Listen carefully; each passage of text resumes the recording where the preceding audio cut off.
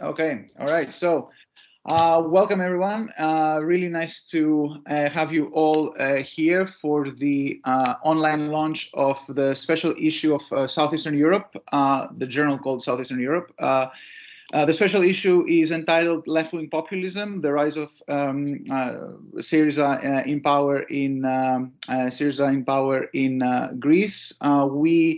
We're very honored to have with us the editors, the contributors to the special issue, as well as two distinguished discussants who will offer their thoughts. I'm Angelos Chryssogelos. I'm a senior lecturer in politics at the School of Social Sciences of London Metropolitan University, and I will be moderating the proceedings today. We are joined, first of all, I will mention just in the beginning, the editors of the special issue, Panagiotis Liargovas, who is a professor in the Department of Economics at the University of the Peloponnese, and Nikolaos Tzifakis, who is associate professor in the Department of Political Science, also in the University of the Peloponnese.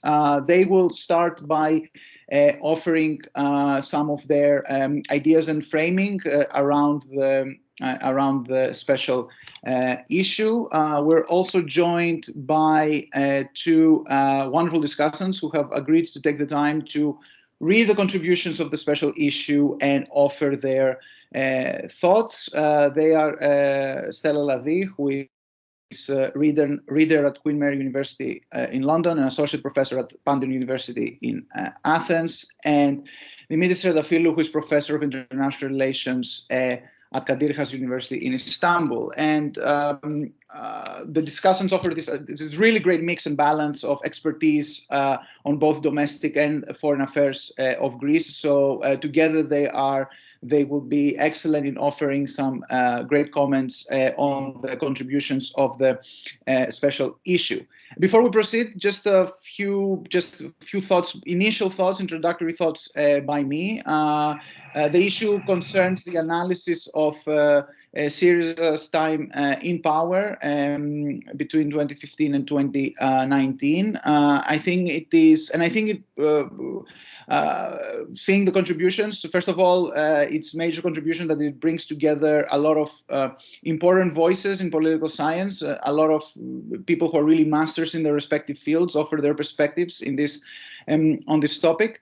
And I think for me, at least, going through the special issue, I think it performs two important services. One is to offer a very kind of dispassionate and objective analysis of a period that wasn't always dispassionate and wasn't really offering itself to always a kind of objective perspectives. The rise of Syriza to power was quite adventurous, to say the least. But the special issue coming around 2 years after the end of Syriza's term in power, I think is the right time to do a proper assessment in a series of domestic and foreign policies, and this is what we'll see here. The second service it does, I think, is more forward-looking, and it kind of offers a bit of a much-needed perspective on what Syriza is and what Syriza became during its time in power, and also what we may expect Syriza to continue being. It is now a major pillar of the Greek party system. Its leader, Alexis Tsipras, was prime minister, and he's still the leader. He's now the leader of the opposition. Normally in Greece, that means that eventually the leader of the opposition at some point may become prime minister again. So, of course, we don't know what the future holds, what is the direction of politics in Greece, but it is important to understand a party that came to power as a kind of a party of radical change, but now it has become very much part of the picture, and we need to understand this much better. So, without further ado, I think I will pass the floor on first to the editors of the volume. Perhaps with Professor Tzifakis may want to begin by offering some thoughts, and then Professor Liargovas, and then we will proceed by actually having people presenting their work in their respective articles. And as we move along, I will offer a short introduction as every presenter comes along. Then we're going to have some reflections by our discussants, Professors Ladi and Professor Triantaphyllou, and then we're going to open the floor up for discussion. We'll also have time, of course, for some reflections and reactions by the author. So I think now it's time that we start with the initial ideas and the initial kind of thoughts that went around structuring the special issue. What are the general findings? What does the reader expect to find in there? We can start with Professor Tzifakis.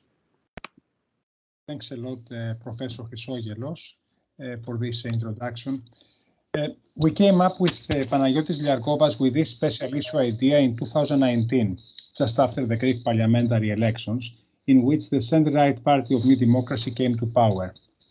At that time, we thought that it was the right moment to reflect on the SYRIZA phenomenon. It concerns the first radical left anti-systemic party that grew from 3 to 36% in just a few years, governed in an EU member state in the context of a severe economic crisis for 4.5 years, from January 2015 to mid-2019. Interestingly, SYRIZA partnered in government with a right-wing populist party, Independent Greeks, and contrary to its populist anti-systemic discourses, it carried out a strict fiscal consolidation program containing additional to the existing austerity measures. Although SYRIZA was defeated in the 2019 elections and became the first populist governing party to lose power in an EU country in recent times, it still received 31.5% of the votes, retaining the support of most of its electorate. And as a result, it has been consolidated as one of the two pillars of the Greek political system. Therefore, we thought at that time that SYRIZA governance was a fascinating story worth exploring. We believe that this trajectory might also be instructive for what could happen elsewhere in Europe, where right-wing populist parties are actually in power.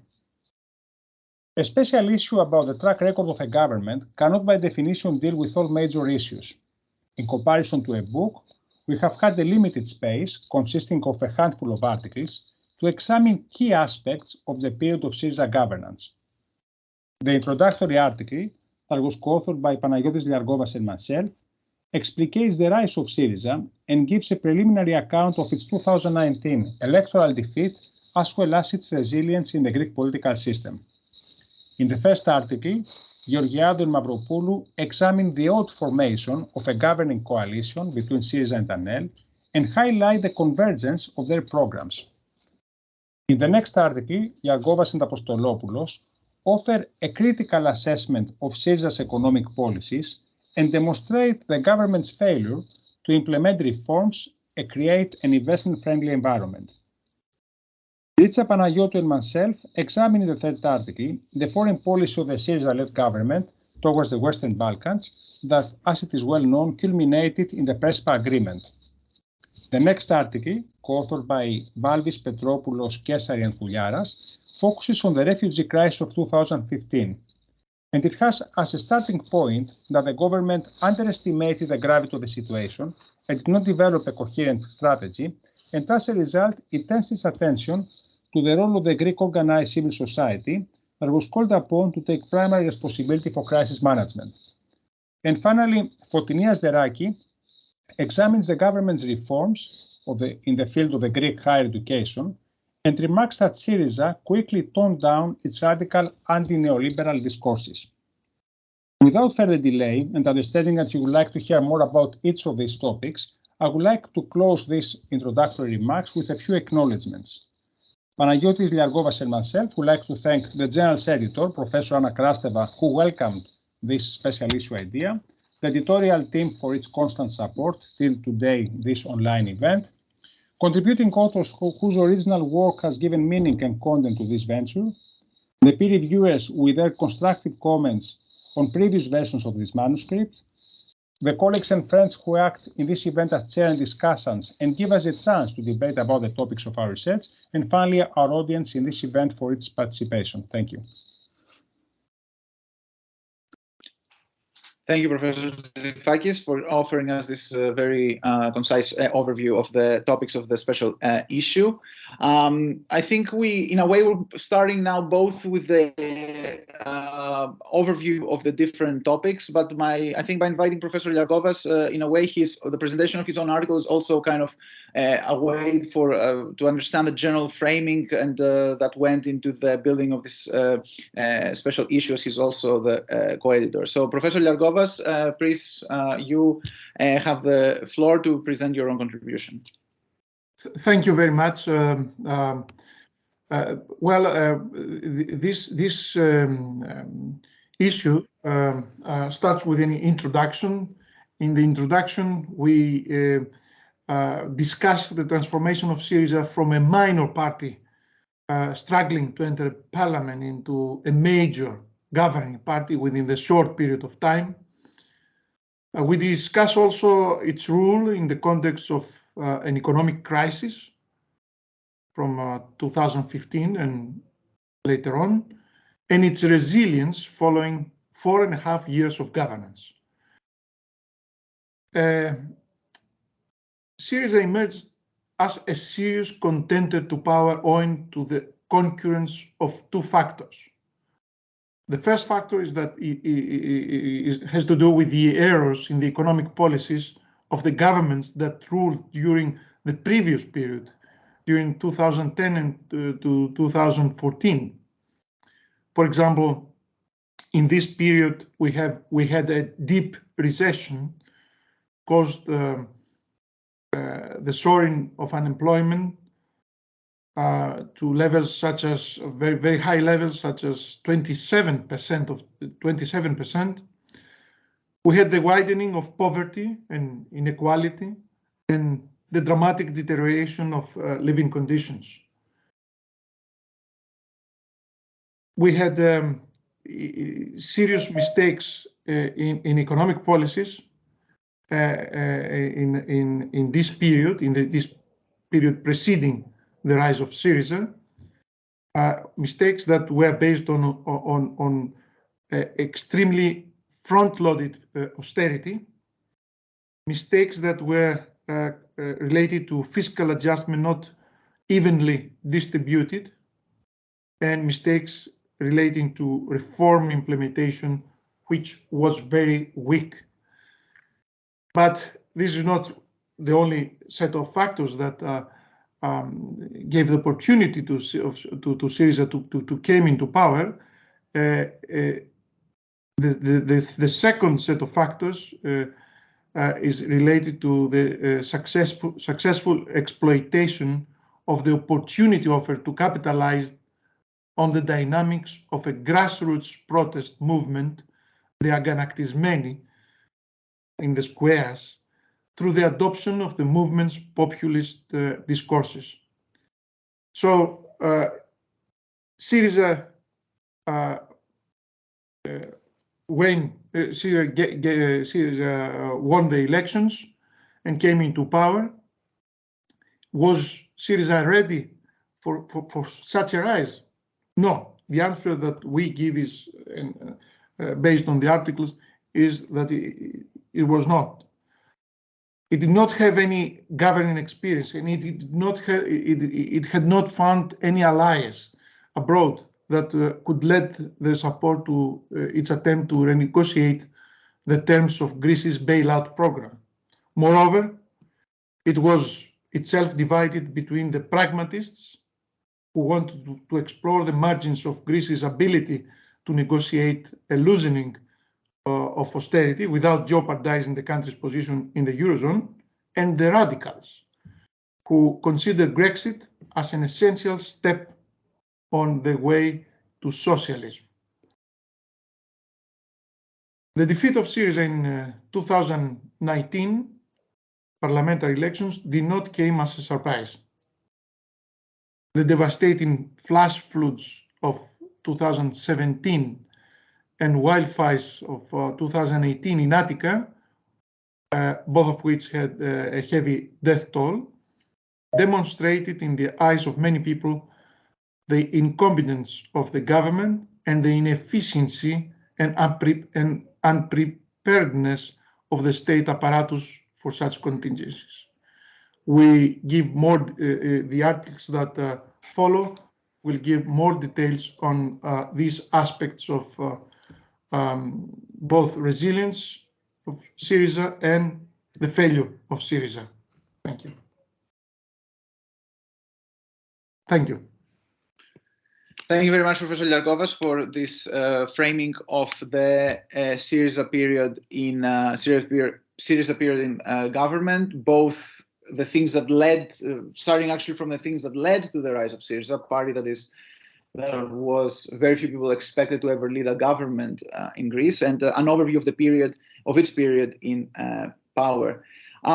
We will move on now to the next contribution, and in a way kind of the first more specific, substantial analysis of one aspect of the SYRIZA period in power. It is entitled Anti-Establishment Parties in Government, SYRIZA-NEL Policy-Making Match Between the Radical Left and the Radical Right. And as we know very well, what was pretty unique about that, the Greek experience of populism in power is that actually SYRIZA coincided with a party that many people would consider part of the populist right or the radical right, the independent Greeks, which created various questions about the specific ideological character of the government as well. The authors of the article will offer their perspectives now. They are Vasiliki Georgiadou, Professor of Political Science at the Department of Political Science and History at Panteion University. She's one of the leading voices in Greece in the analysis of radical, extreme and far-right politics, and Jenny Mavropoulou, who's a PhD candidate also at the same department in Panteion. I don't know how you have divided or which of the two will take the lead, but yeah, Vasiliki and Jenny, please. Thank you, Mr. Chryssogelos. Actually, we decided that Jenny makes this presentation, but I'm not sure if everything is fine with your sound, Jenny. Unfortunately, I have some technical problems. I don't know why with Teams, and maybe my connection is not stable for this presentation. I can do this. Of course, first of all, we would like to take this opportunity and to express our thanks to both guest editors of this special issue. Our thanks go to all authors for their contribution, and of course to all reviewers for their comments and their consideration that helped us to improve our paper. We also be very grateful to Southeastern Europe, to Professor Anna Krasteva, to give us this opportunity to publish in this journal, and of course today's panel for taking the time to read and to discuss our papers.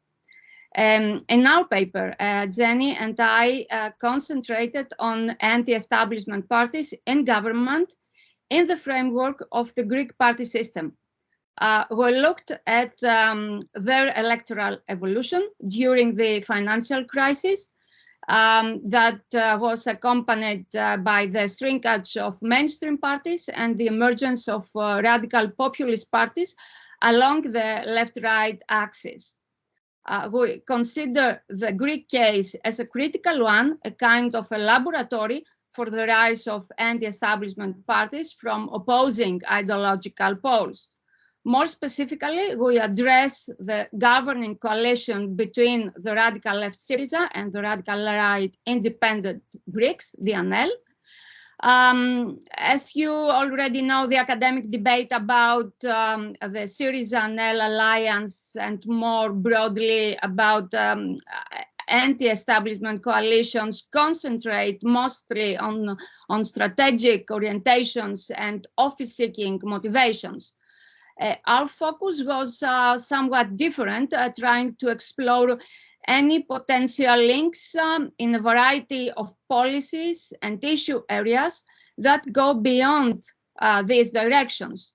In doing so, we first concentrate on supply-side parameters, identifying the official programmatic stances and policy positions of both parties across a range of policy-making dimensions and issue areas. Second, we compare the official policy stances of both parties, SYRIZA and independent Greeks, examining the policy basis which stimulated the government formation of these two ideologically diverging anti-establishment parties.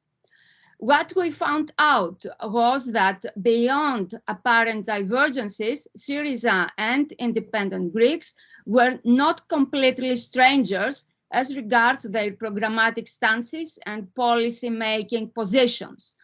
Apart from their anti-establishment quality and their identity as challengers of the so-called old political establishment, they demonstrated policy convergences, a fact that justified the continuation of their cooperation after the September 2015 parliamentary election. Our findings confirm the anti-memorandum orientation of SYRIZA and ANEL. However, moreover, both parties converged on the economic agenda relating to macroeconomic and microeconomic issues up to the January 2015 parliamentary election, whereas they were constantly close on social protectionist and welfare issues. However, a crucial divide remained between them in socio-cultural issues, confirming the lack of interaction between them along the social-cultural dimension. We hope that our research and paper contributes to the better understanding of the puzzle of anti-establishment parties. Our findings confirm that despite differences, anti-establishment parties do share common structural components by perceiving themselves as challengers to the political establishment. However, although they are against the establishment, they are not out of the system. The Greek case, as well as the Italian one, on which we focus on in one of our next papers with Jenny Mavropoulou, show that apart from achieving parliamentary representation and experiencing electoral breakthroughs, anti-establishment parties struggle to govern in coalition with other parties that provide either anti-establishment or mainstream qualities. And last but not least, we believe that the experience of the pandemic reinforced the anti-establishment spectrum, emerging new players that provide new challenges in the party system. And this is another reason why we believe that future research should focus more on anti-establishment parties and coalitions in a comparative direction. Thank you very much for this opportunity and for your consideration. Thank you very much for this exciting overview of your article. I think already it's really interesting, this idea that what united the two parties in power was their common anti-establishment character, despite quite big divergences in their other ideological characteristics. So this is actually something very interesting, which makes Greece perhaps a pretty unique case in Europe. Moving now on to the next contribution in the special issue is the article entitled "Economic Governance of a Populist Government: From the Fear of Grexit to Continued Instability." The author of this article is, again, one of the editors of the issue, Professor Liargovas. He wrote it together with Nikolaos Apostolopoulos from the Neapolis University in Paphos in Cyprus. Professor Liargovas, will you present this article as well? Okay, thank you very much. This is co-authored with Nikolaos Apostolopoulos, who is now at the University of Peloponnese as well. In this article, we analyze the characteristics of the SYRIZA-ANEL economic governments and try to relate them to economic theory. We focused on especially on the following issues. First, on the increased uncertainty since SYRIZA and ANEL took power. We focus on delays in implementing reforms, structural reforms, and also on the economic policy mixed, which was characterized by austerity-based policies, high primary surpluses, and the taxes versus expenditure dilemmas. As you all know, in August 2015, the SYRIZA and ANEL government faced the dilemma either to accept a new agreement with the EU partners, as eventually happened, or go bankrupt and leave the Eurozone, becoming detached from EU solidarity mechanisms. Finally, a third program was agreed, offering Greece an additional 86 billion euros loan over a 3-year period. To our opinion, the third program was unnecessary, considering that the SYRIZA governance inherited a 0.8 growth rate and some progress in the 0.8 growth rate and some progress in the structural reforms demanded during the first two agreements in 2010 and 2011. We discuss in more details the increased uncertainty, especially at the beginning of the period 2015-2018, as reflected in a number of relative indices, which uncertainty had damaging effects on the economy of Greece, leading the way to recession. As regards the implementation of reforms, we observed huge delays in the implementation of Greek reforms during the economic adjustment, the third economic adjustment program. The price of delays was not confined just to GDP losses and stagnant employment. Rather, it affected in a negative way the country's prospects for the next 2-3 years.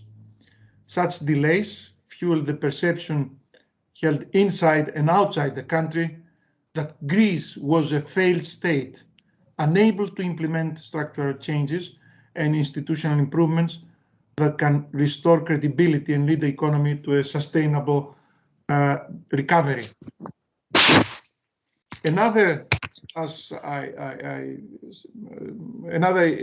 characteristic of the economic governance of SYRIZA was the policy mix. The policy mix relied mainly on taxes rather than on expenditure cuts. There is a lot of both theoretical and empirical discussion on this dilemma, but most of the literature is in favor of expenditure cuts. In the article, we also saw the distribution of the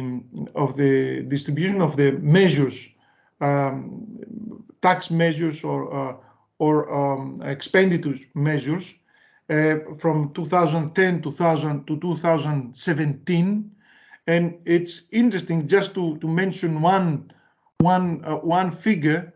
In 2017, the allocation of measures was 94% in favor of taxes versus 6% in favor of expenditure.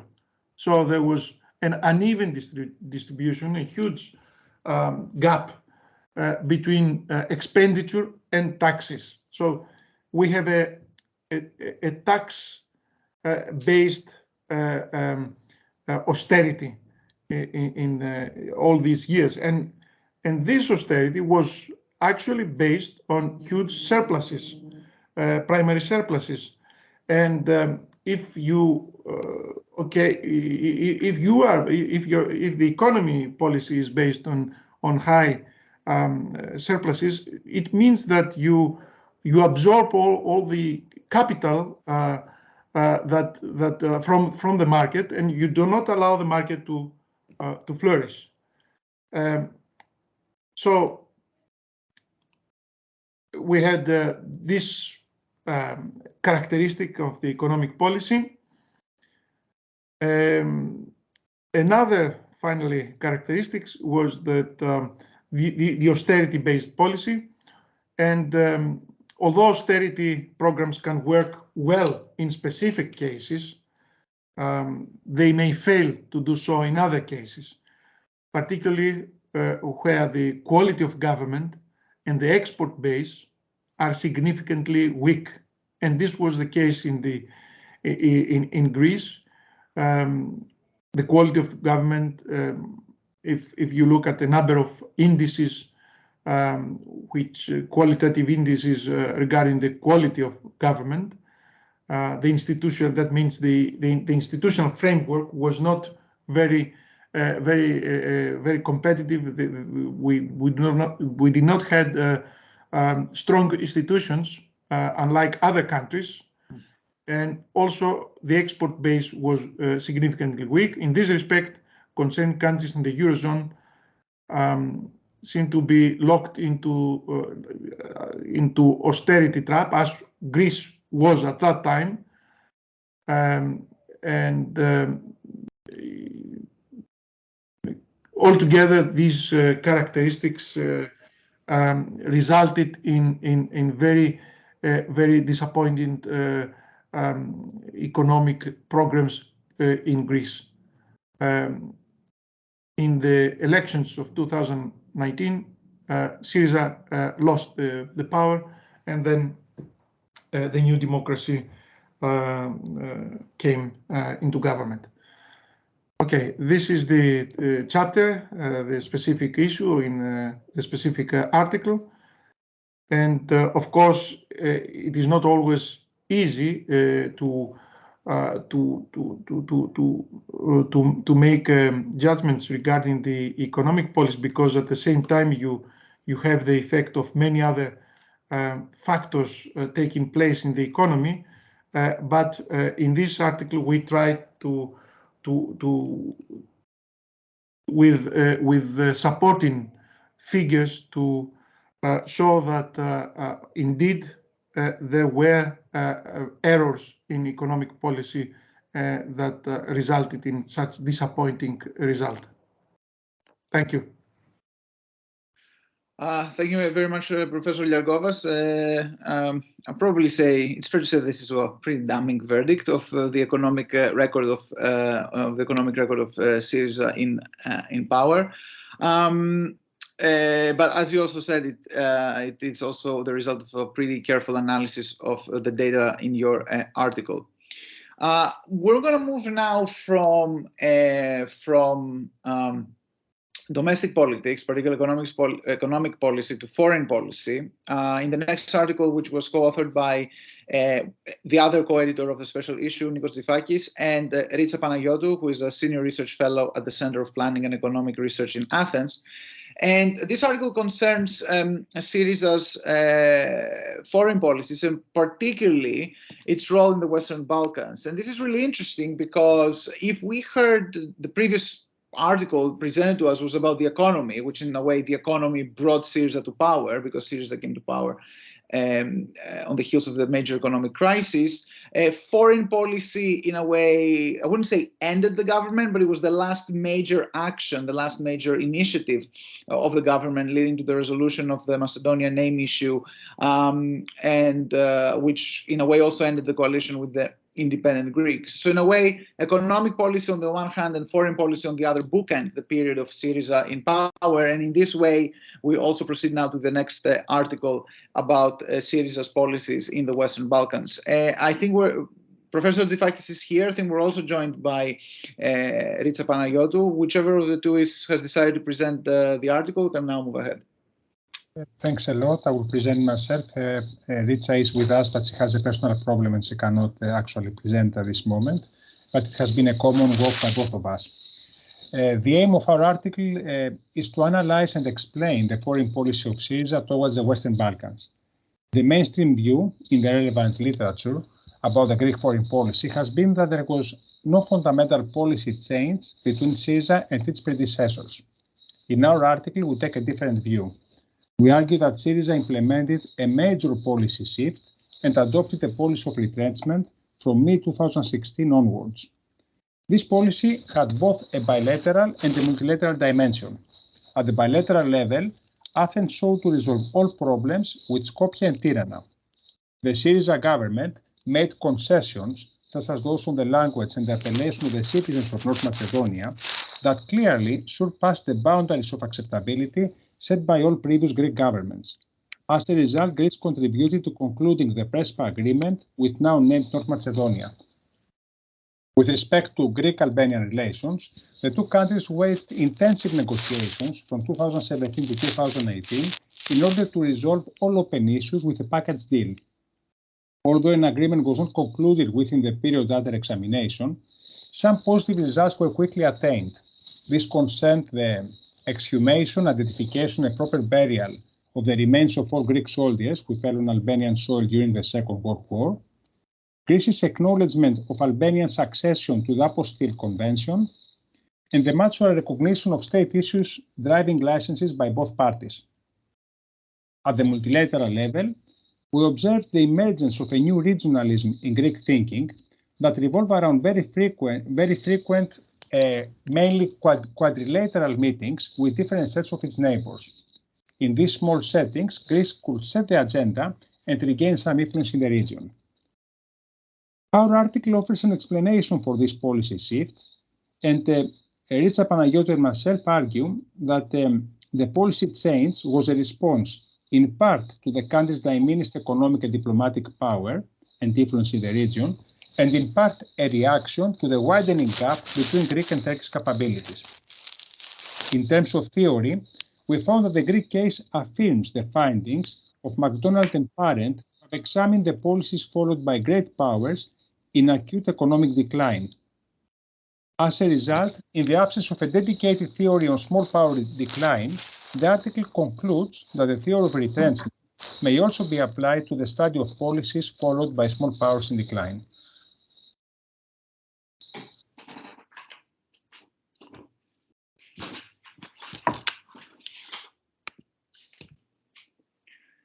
Thank you very much, Professor Tzifakis.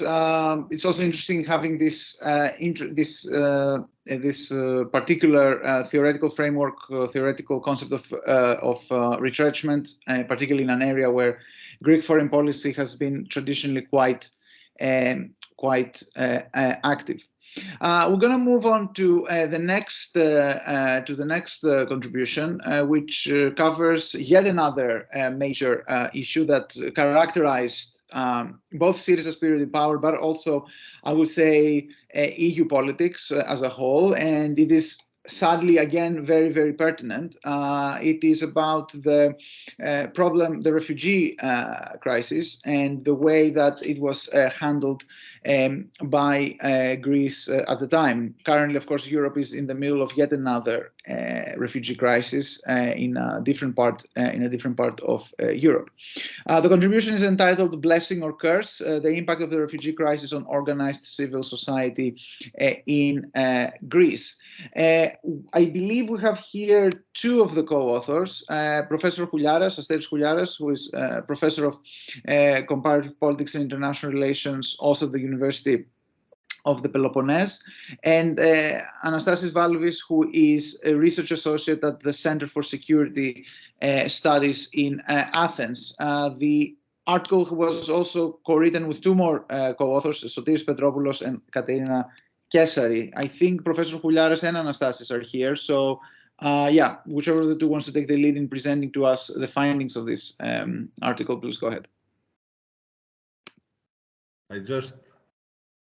I would like to apologize because my name is George. My name isn't George. This is my son's name. I'm not in Athens and I use my son's computer. I'm really sorry about this. I'm very glad to be with you. I mean, I have, this is, as you correctly said, an article written by 4 authors. And this is not an easy task. It was my first time in my life that I have tried to write an article with 3 younger colleagues. And we have faced a crucial issue of coordination. And as you know, coordination is also a crucial issue in politics. And in the Greek refugee crisis, we have studied the interaction between international NGOs and local NGOs.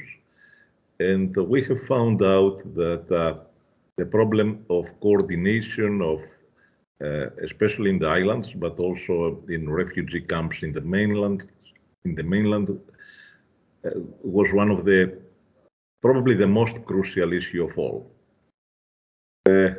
What we have tried to see in the article is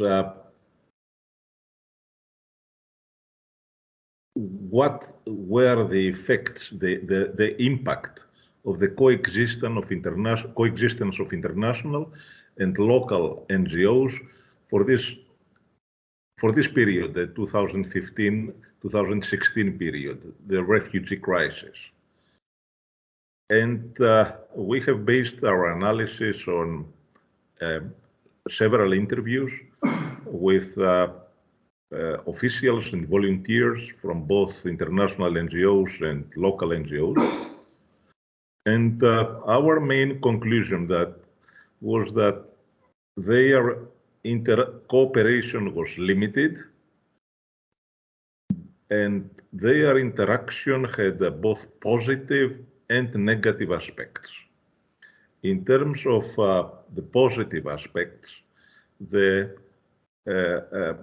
interaction helped Greek NGOs to develop their professionalism, offered opportunities for fundraising,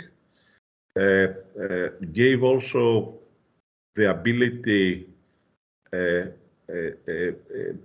NGOs to improve Greek NGOs to improve their capacity and their management skills.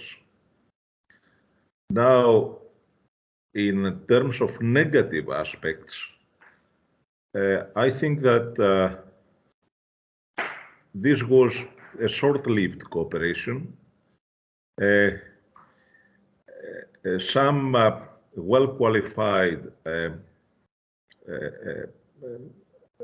volunteers and members of Greek NGOs found opportunities to work for larger international NGOs abroad. But our main conclusion is that the 2015-2016 events have created a dependency culture among Greek NGOs. They saw they were very reliable on external funding, largely ignored or their efforts to raise funds from the wider society, became more, let's say, subcontractors or service providers. And we had the feeling that the whole interaction was a great opportunity that was largely lost. That it was a real open window for the Greek NGOs to become more internationalized, to create international links. But at the very end, very little was achieved. That's our,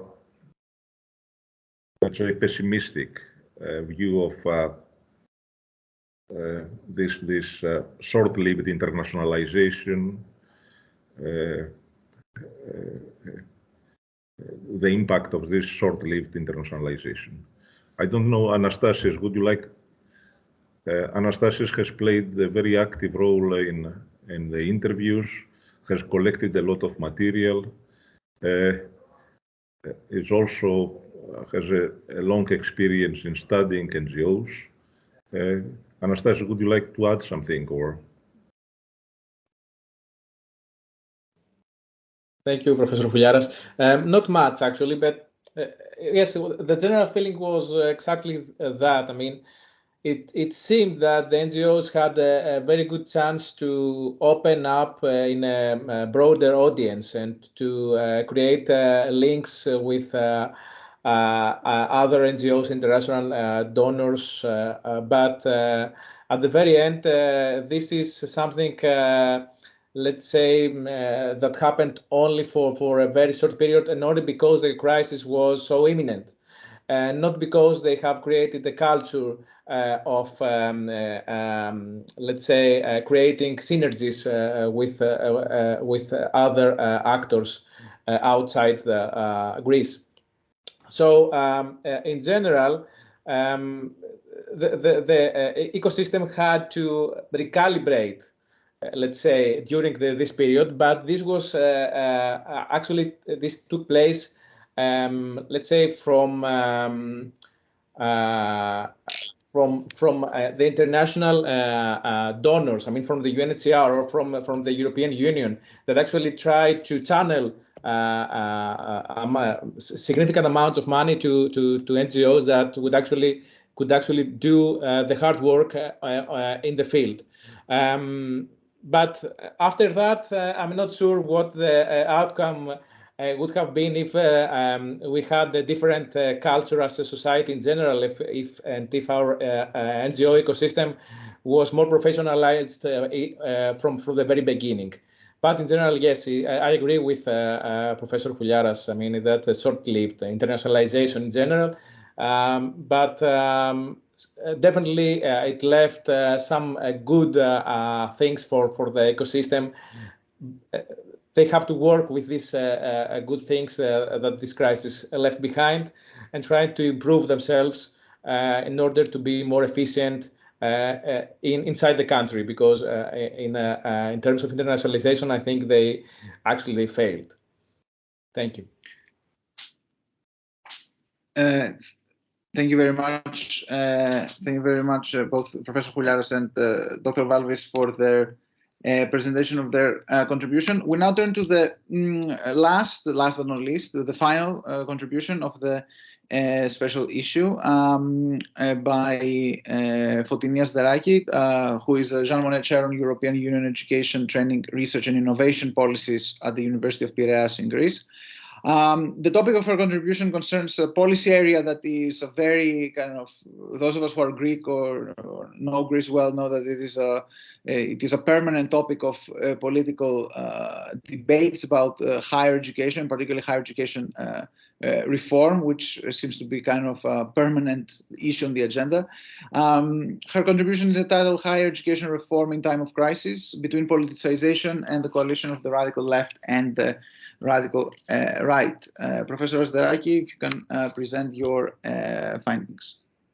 Thank you very much, Professor Chryssogelos. I would like to thank, of course, the co-editors, Professor Liargovas and Professor Tzifakis, for including me in this excellent team of the special issue, and of course the Southeastern Europe Journal. So my study examines the reforms during the SYRIZA governance. My starting point is that centralization is a structural characteristic of the Greek mainly public funded higher education system. So the governmental parties are the key political actors which shape the policy agenda and the outcomes. Usually the political parties prioritize reforms according to their ideologies and their electorate preferences, but in these cases, I could not apply the party families approach or the dichotomy between the right-left parties, because I was in front of reforms made by a coalition government of right-wing and left-wing parties. So I'm trying to find out what was the glue between these two parties and how priorities and policy choices and target groups who would benefit from the reforms were defined. And I used the newly established new party cleavages literature. I focused mainly on the economic crisis, which fueled at least two partisan divides at both the national and European level. The partisan controversies over the European integration in general, and in particular over the handling of the virus crisis. Which is the pro versus anti-Eurosceptic, anti-European parties, and the conflicts over the EU policy management and response on the Euro crisis, which is the pro versus anti-austerity parties, which mostly reflects the radical left and the radical right parties, the so-called inverted EU. So in Greece, we have a coalition government by two parties located in the inverted EU. Between them, there was an allocation of labor. Anel was mostly interested about those ministries which highlighted national sovereignty. So they've got the Ministry of Defense, and while SYRIZA monopolized ministerial positions within the Ministry of Education as regards higher education, Anel appointed only a vice minister responsible for primary and secondary education, intercultural education, and Greek language. Again, an issue linked with national sovereignty. So my main findings, since the coalition government not only introduced reforms, but it made anti-reforms, I had to examine all the reforms introduced under the three adjustment programs after 2010. And I concluded that during the crisis, the reforms followed two main directions. The mainstream parties, PASOK, Nea Demokratia, and Dimar, which supported the austerity program as a necessary sine qua non option for saving the country from bankruptcy and keeping Greece in the Eurozone, highlighted the developmental role of higher education, while SYRIZA and Anel highlighted the distributional role of higher education. So while the first coalition supported reforms in order to boost economy and growth, mainly based on liberalization, extroversion, effectiveness, and excellence through the enhancement of university autonomy under the new public management principles. On the other hand, the coalition government supported engagement with between the state and the universities. They supported, they reversed the previous reforms as regards the governance of the higher education institution. They supported the unprivileged students, and they reversed all these reforms and they widening, of course, the system to other students as well, introducing new departments while they merged the TAs within the universities. But on the other hand, they also followed some liberal practices as the introduction of English, of the instruction of programs in another than Greek language in order to attract foreign students who would pay fees. That's all. Thank you very much. Thank you very much, Asderaki. I think I hope I'm not forgetting anyone, but I think this concludes the the presentation of the contributions of the articles of the special issue. And as you can see, they cover a very broad range of policies across many areas: domestic, foreign, also macro and micro trends. So a pretty fascinating combination here of both research focus, methodologies, political questions that have been are debated. So there really is something for everyone in the special issue. We will proceed now to our two discussants, Professors Ladi and Triantaphyllou. I don't know which of the two, I don't know if you have agreed amongst yourselves who will go first. My understanding is, if I'm not mistaken, that you have split the articles between you. You're going to offer some comments on some, or basically each of you on half of the articles, right? So I don't know, maybe we can start with Professor Ladi and hear her comments on the articles that she's discussing.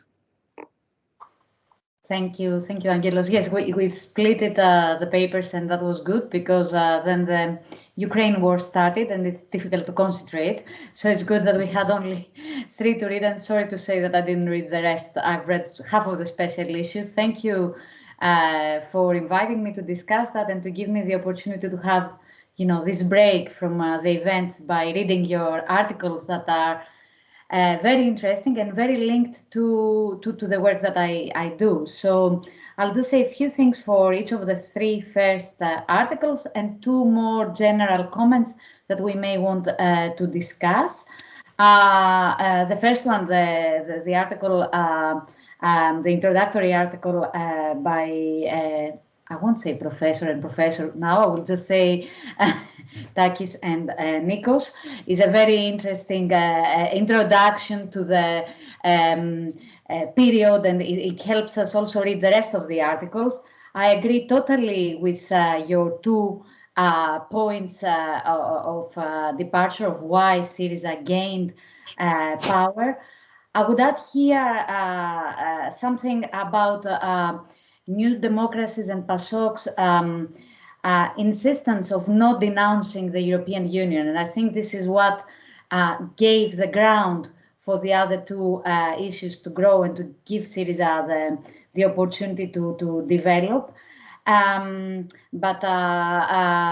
Yes, because there was this ground there, the people wanted to find a party that would express an anger with an external factor and not just an internal failure, which was what the discourse was at the beginning of the crisis.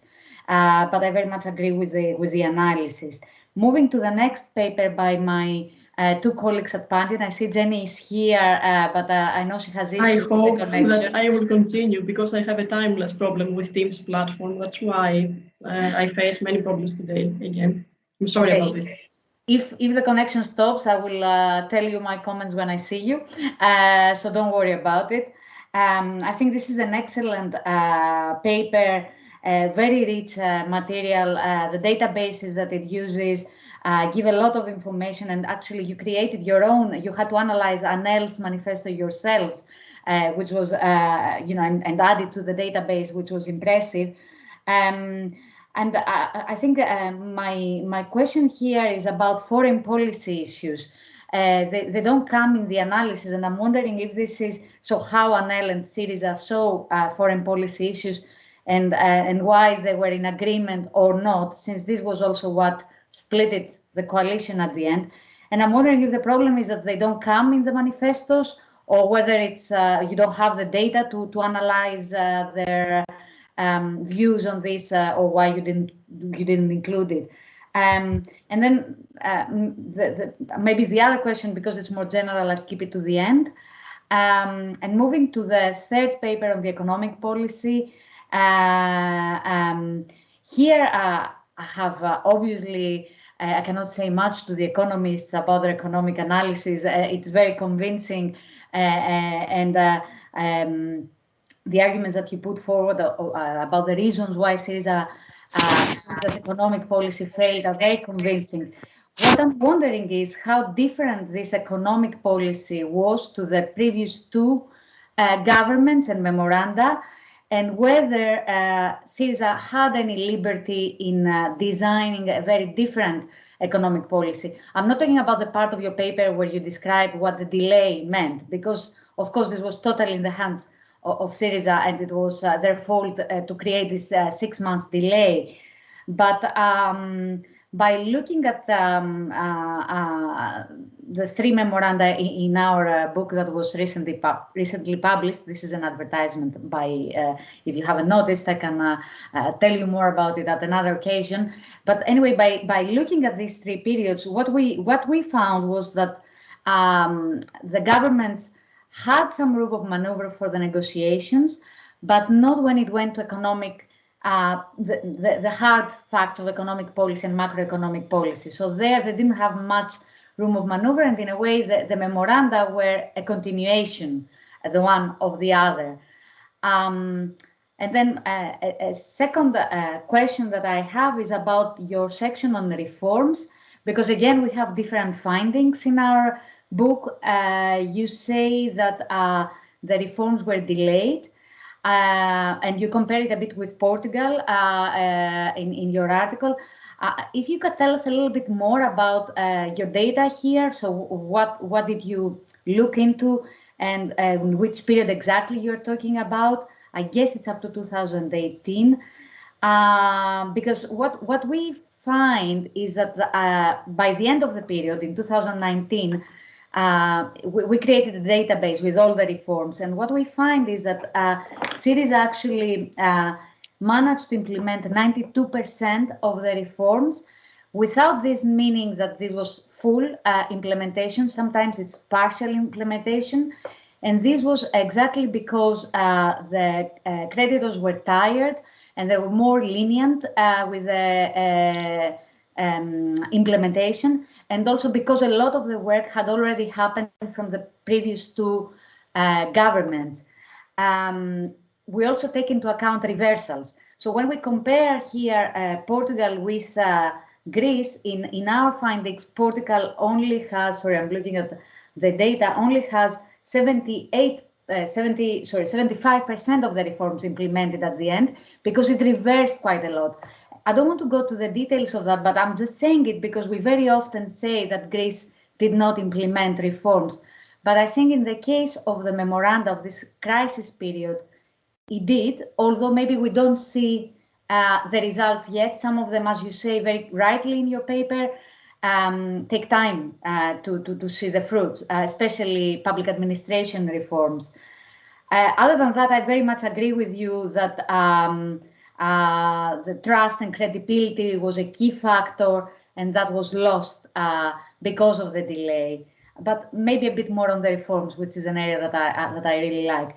And the other general question, maybe to all 3, is about how all this, and this came more to me by reading the paper from Jenny and Vasiliki, what do we learn about all this in relation to populism? So how are your findings reflect back to the debate about what populism is, and how populism affects the success or not of a governing coalition or of an anti-establishment party like SYRIZA in government? And I hope I haven't talked too much. I'll stop here and give the floor to the next discussant. Thank you. Yes, thank you, Stella, and congratulations for the excellent way that you managed to plug your book into your comments. An expert, a masterclass in mentioning your book, in bringing your book in. So we're gonna move on to Professor Triantaphyllou, who's going to speak about the other half of the special issue. Thank you very much. Well, thank you. Thank you. First, I'd like to apologize to the editors. They know why. And then I'd also like to thank them for inviting me to be a discussant in this panel. I did look at the last 3 articles, but I also looked at the introductory article, which I thought was interesting in sort of trying to understand the general setting. And I will also make very quick comments about each of the 3 that I looked at, and then general comments and thoughts that I have noted after reading them, but also in everything that has ensued since in your discussion presentation. First, I read very carefully the article by Risa Panagiotou and Nikos Tzifakis, right? Two small powers retrench Greece in the Western Balkans during the era of SYRIZA governance. And Nikos already mentioned what the article is about and the use of, which was very interesting, of the MacDonald and Parent theory, the policy of retrenchment, which usually applies to great powers or greater powers, and they try to apply it to a power, a smaller power like Greece. And in fact, it does make a lot of sense when you look at it in terms of policy in the Western Balkans. And it's one of the things that I should say about the three articles is also the use, I mean, both this article and the one by Foteini Asderaki makes use of theory as a framework. The other article on civil society does have very, very good methodology in terms of explaining, because it's based on your research on how it's done. So, and I think this sets very nicely the argument you're trying to make. Now, there's not much I can say to criticize this article. In fact, it's very interesting how the SYRIZA government, and in particular in this case, I think the foreign minister, Kodias, tried to put Greece back in the game, right, in sorts, based on the fact that it was being left out of developments in the Balkans. Something that was not there for the first time, because you mentioned very nicely, very correctly, that it was kept out of the Berlin processes. Well, back in the 1990s, it was kept out of the contact group for the Balkans as well. So it was not the first time, and even then, Greek foreign policy had to adjust. And then, very proudly, we're very proud of Thessaloniki 2003, and so on. Until then, we lost touch, and of course, the big plan for development assistance, which had even gotten Greece page 2 of the Financial Times, I remember at the time. And since then, that money or these plans for development assistance have not really turned out very well. And so, faced with this dual challenge of both having a say in what's happening in the Western Balkans and, of course, the perennial Turkish threat, it's interesting that the way you put it, that the foreign minister sought a conciliatory approach towards Greece's Balkan policy. And conciliatory, I'm saying it because it was not necessarily the approach of the foreign minister himself. And so even in coming through with the Prespa agreement, domestically, it was not conciliatory. We know, and so it's interesting. But it makes total sense, and I think there's a continuity there in Greek foreign policy in that sense.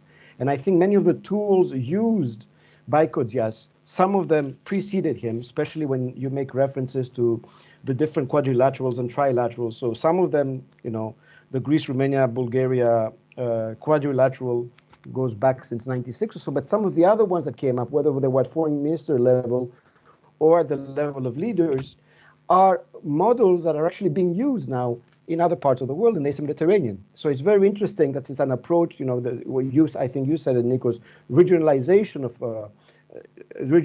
approach of Greek foreign policy towards the Western Balkans is also applied, and there's continuity there.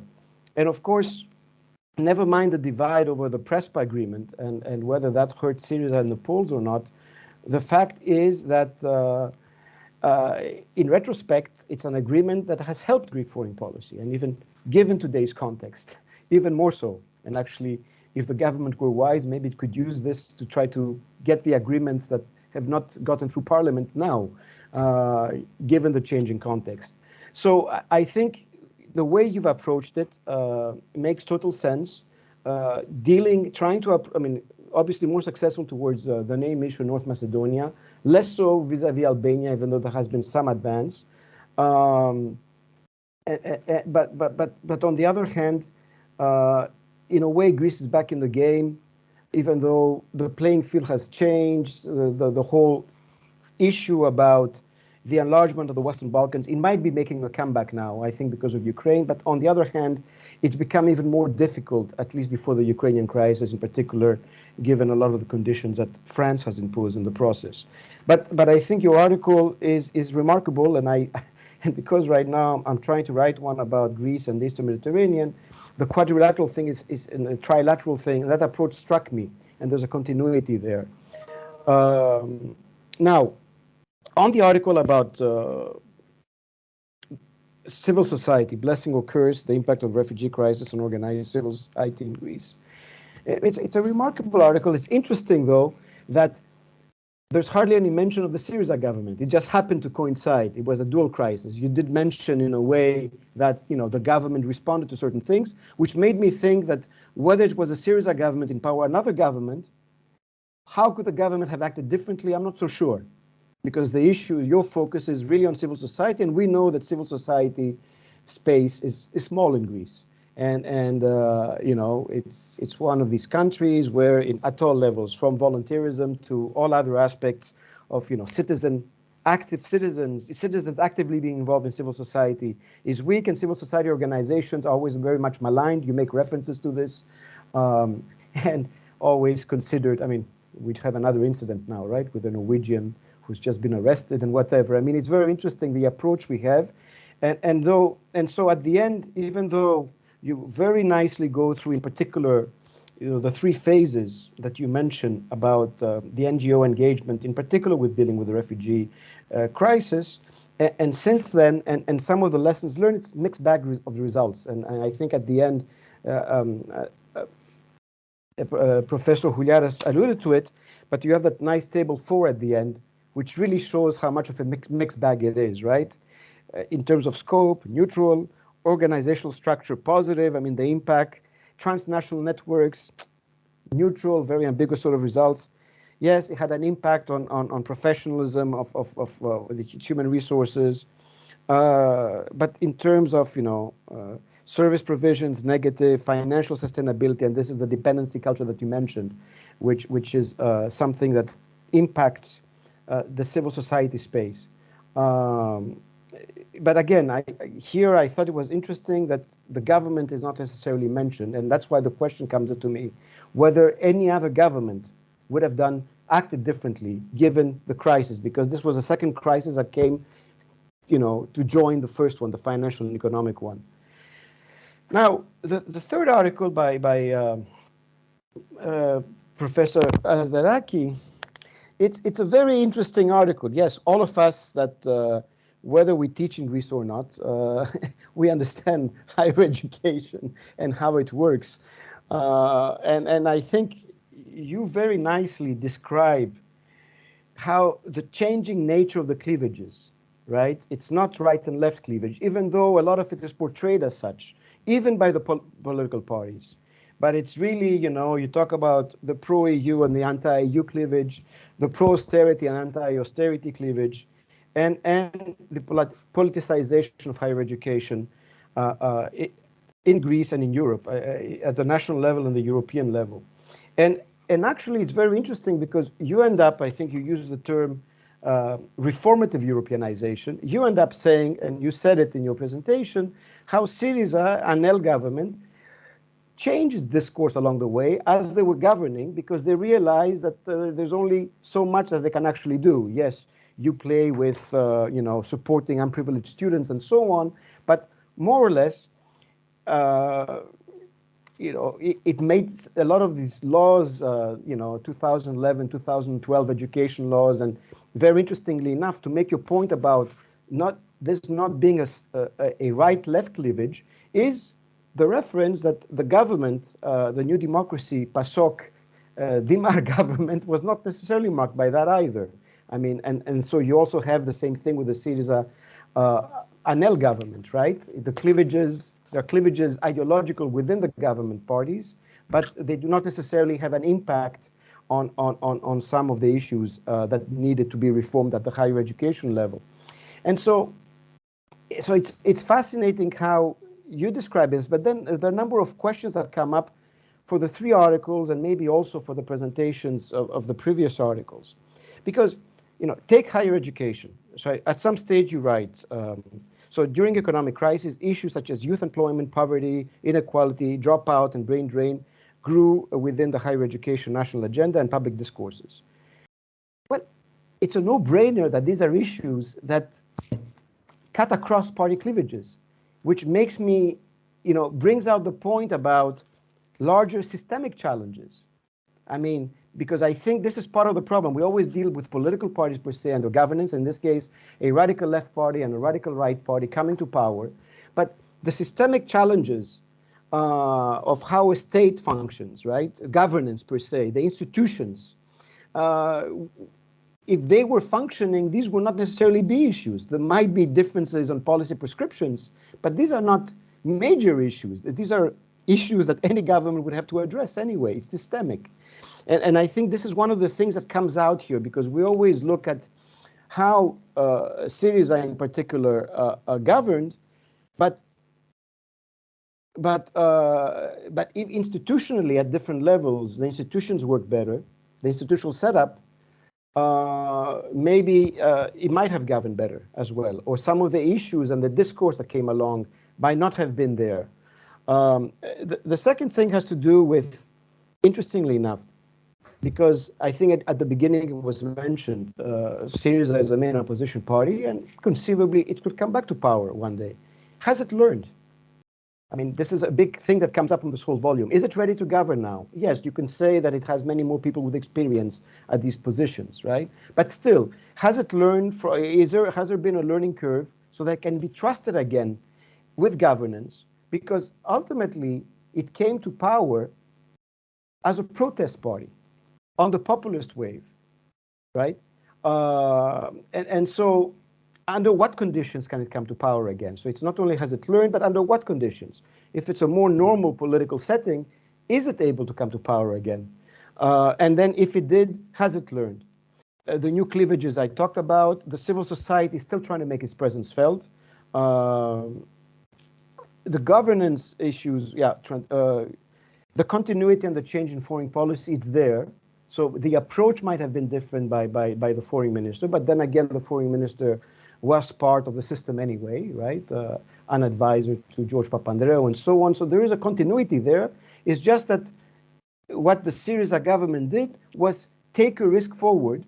And it's interesting, a risk that previous governments weren't willing to take. And here, speaking from personal experience, when I was an advisor in one of the previous governments at the foreign ministry, we were close.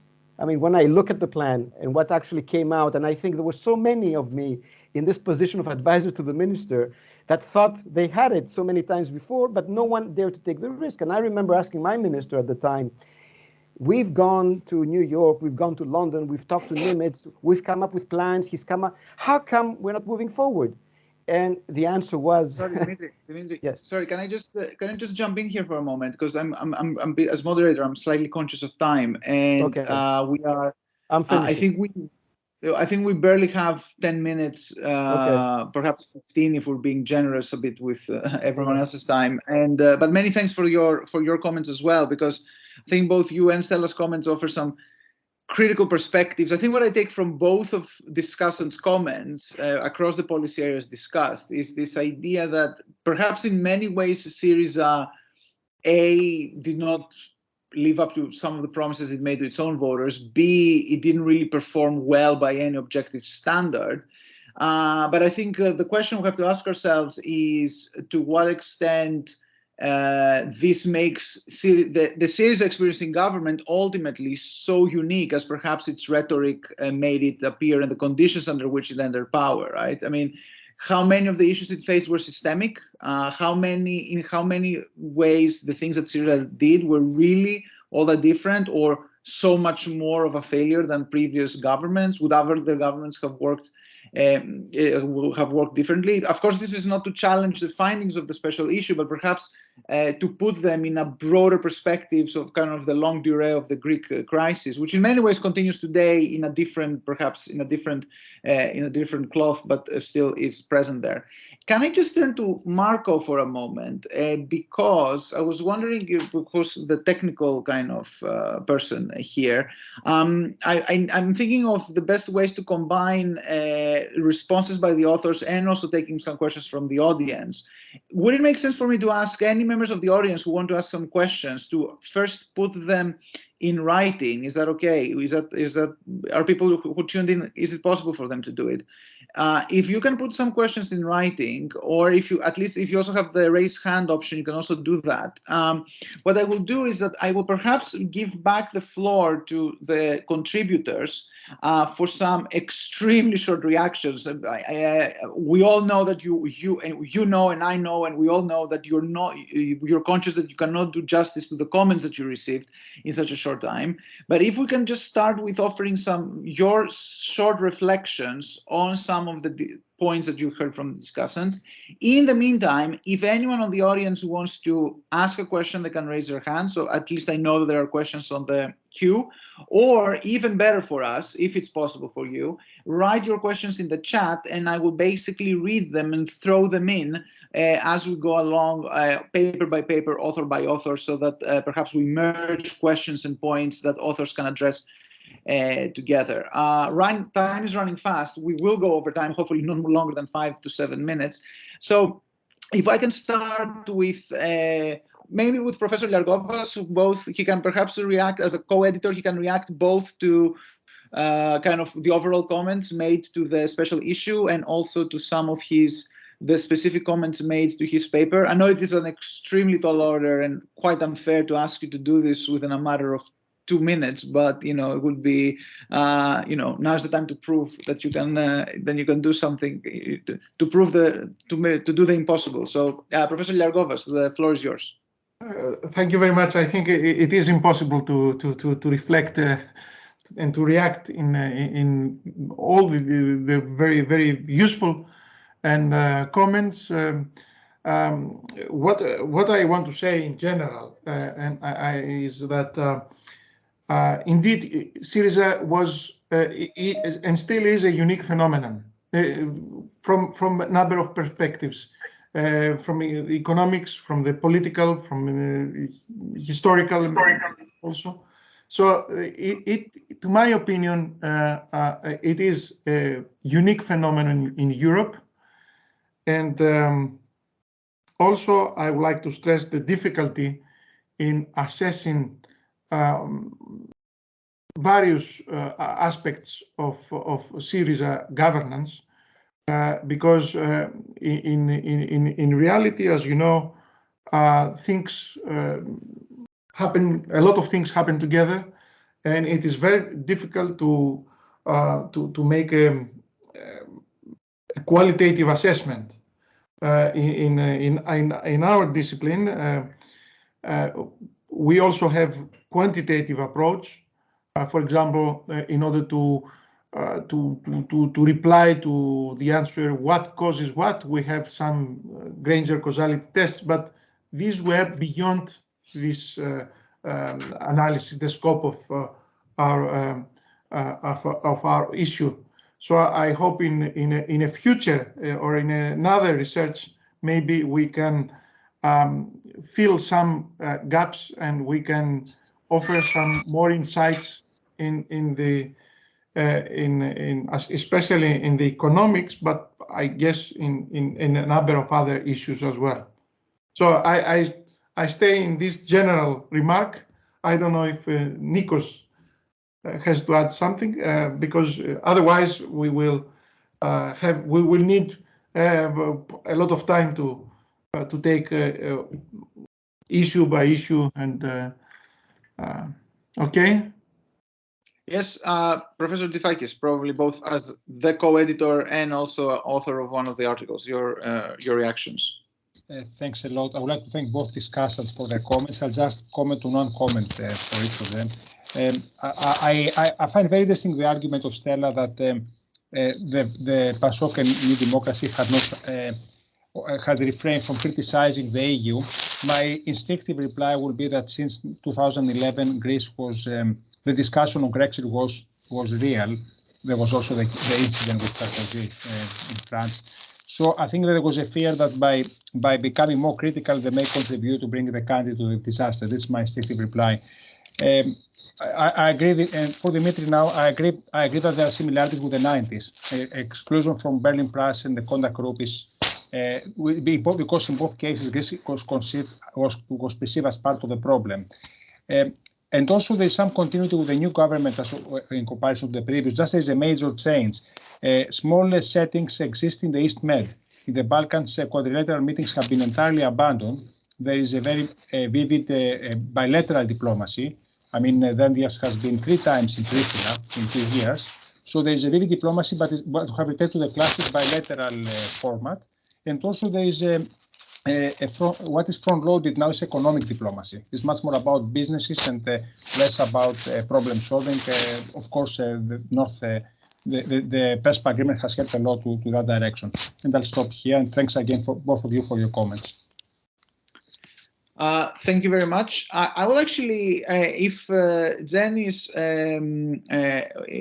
still with us, and if she can take a, if she can try to, if it's possible for her to speak, and apart from offering perhaps a reflection on the comments that she heard about her paper with Professor Georgiadou, there's also a question in the chat from Alia Yasmin Jawad, who asks this very interesting question.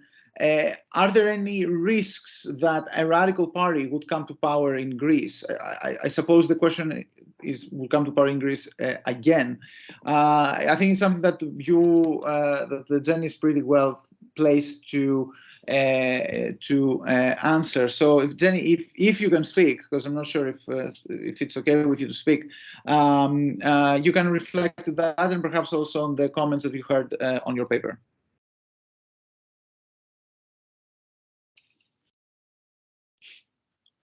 Do you have Jenny with us at all? Probably not. No? She has replied in the comments. There is a comment from Jenny I'm seeing here. She has replied. Okay. Yeah. Yes. There's a response to Stella. Okay. While I read this, and I will summarize it out loud later on, perhaps we can move to the reactions of the next paper. Professor Tzifakis has spoken, so I think that would be the paper by Professor Huliaras and Anastasios, right? So, what some of the thoughts of the things that you heard from the comments on your paper? Well, very briefly, I mean, Dimitri has correctly mentioned that SYRIZA is almost not at all mentioned in our article. So there is a question how this paper fits to the special issue. I mean, this is the paradox. I mean, SYRIZA gained power through civil society by closely cooperating with civil society organizations. But when SYRIZA came to power, then suddenly all these activists and civil society associations seemed either to disappear or move more to the left. But SYRIZA itself seemed to forget its connection with the third sector, with civil society sector. I mean, in the refugee crisis, there are very few references of government officials to NGOs and civil society organizations. And this is a paradox. I would say it was only the first minister who came from the civil society sector that said once that if the NGOs were not there, refugees would have died from hunger and cold. But very little after this. Bouzalas he stayed in the ministry for around 1.5 years. He was the only one that made passing references to them. So after that, SYRIZA completely forgot its links with civil society, which is of course a paradox. It seems that the party leadership had an instrumental view of civil society, use them to come to power and not maintaining a strong and working relationship, two-way relationship. Okay, thank you very much. That's actually a very interesting perspective. Also bringing in the question of populism that somebody mentioned before as a concept, and the idea of basically a loose movement with a lot of connections to civil society coming to power. And in a way, it seems to me that being in power in a way normalized Syriza as the typical kind of bureaucratic, unrepresentative political party type that of our times. Professor Asderaki, your reflections on the last, on your contribution.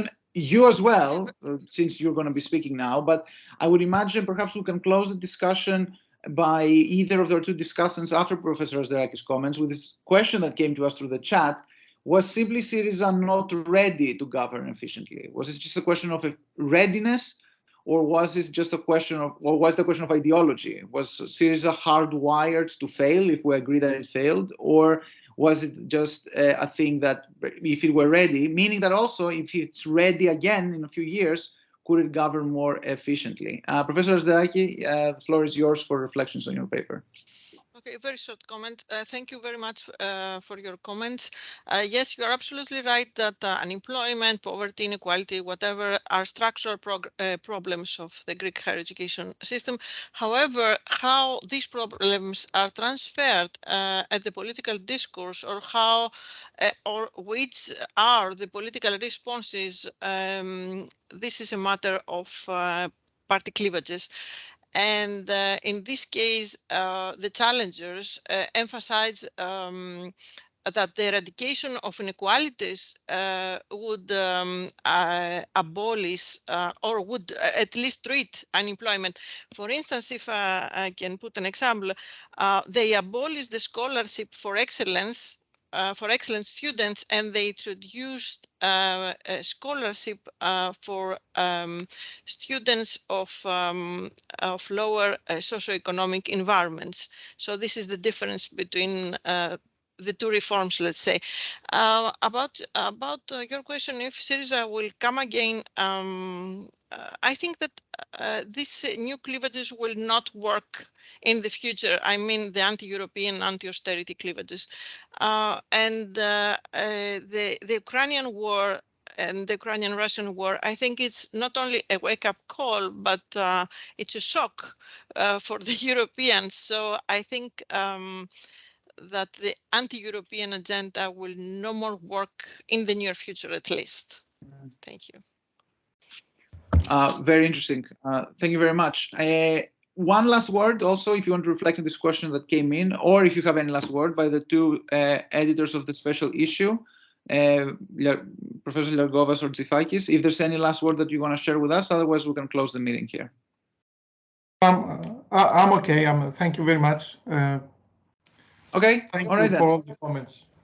Thank you so much. Thank you all, and thank you, and apologies for taking over a bit, going 7 minutes over time. Many thanks to Southeastern Europe for, of course, publishing the special issue and allowing us to have this excellent online meeting. If I understand correctly, it's recorded, so it should be available later on somewhere on the World Wide Web. Many thanks to the. Interrupting you, the editor-in-chief, Professor Krasteva, is connected with Cynthia. If she wants to say a last word before we close. Yes, of course. Yes, of course. Yes. By all means. Thank you very much. I was listening very carefully the whole debate, but there was a problem with my camera, so that it is on the right moment.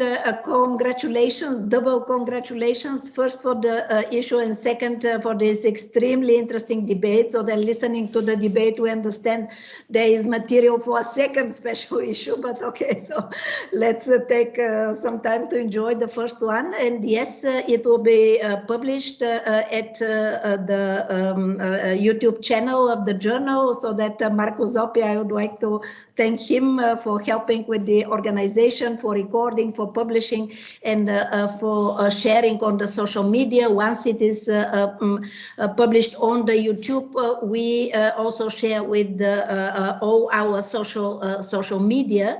Yeah, just to let you know, so that we really include a lot of videos also, so that here you present it in a few words, your articles, but if you want to make another video, we do we do solicit our authors yeah, for presenting their main results in a short video. So that consider also this additional publication. You do know, so some of the readers or more and more young readers are more visual than, let's say, discursive, so that we try to meet all the expectations. Thanks again, and stay in touch for other issues on other subjects. So that we would be pleased if you join our larger team also as reviewers, as guest editors, as authors of book reviews, or as authors, so that yeah, book has been mentioned. Please feel free to suggest it, and we'll consider a possible book review. We are very open to a very large gamut of collaborations. Thank you very much again. Thank you very much. Thank you, Anna. Well, thank you. With those encouraging words, thanks to all participants. I thank you for asking me to moderate this excellent debate, and I think we can close it here. Thank you very much. Yeah. Bye. Bye. Bye. Bye. Bye bye. Bye, everybody.